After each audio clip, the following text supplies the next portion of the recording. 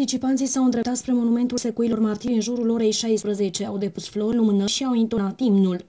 Pentru libertate în care și românii și maghiarii să trăiască liberi, pașnici, dar din moment deci, ce domnul primar a interzis practic un marș care aparține, deci o manifestare pentru ținutul secuiesc, în care să trăim și mai bine din punct de vedere economic și români și maghiarii. Din acest moment, deci cum era interzis, am venit ca să demonstrăm tot așa pașnic, cu flori și cu lumânări. Participanții au fost nemulțumiți de faptul că nu au putut mărșălui, așa cum au făcut și anul trecut. După ce domnul primar a interzis evenimentul care a fost planificat pe astăzi, eu am auzit de la prieteni că ceva o să se întâmple astăzi după masă pe la ora 5, aici locul acesta, și cred că și locul meu este aici. Anul trecut, la 10 martie, evenimentul organizat de Consiliul Național Secuiesc s-a încheiat cu un marș neautorizat spre centrul Târgu Mureșului, unde spiritele s-au inflamat și au avut loc incidente.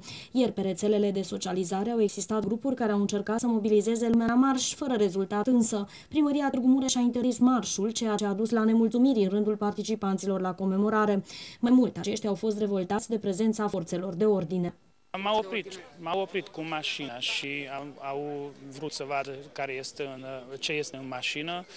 Trebuia să deschid și portbagajul, trebuia să dau toate documentele care erau la mine. Nu prea înțeleg de ce trebuia să fac acest lucru. Eu nu cred că acest lucru face bine pentru imaginea poliției sau pentru imaginea României. Pentru că primăria a refuzat să autorizeze marșul, liderul Consiliului Național al Secuilor a declarat că renunță la organizarea comemorării.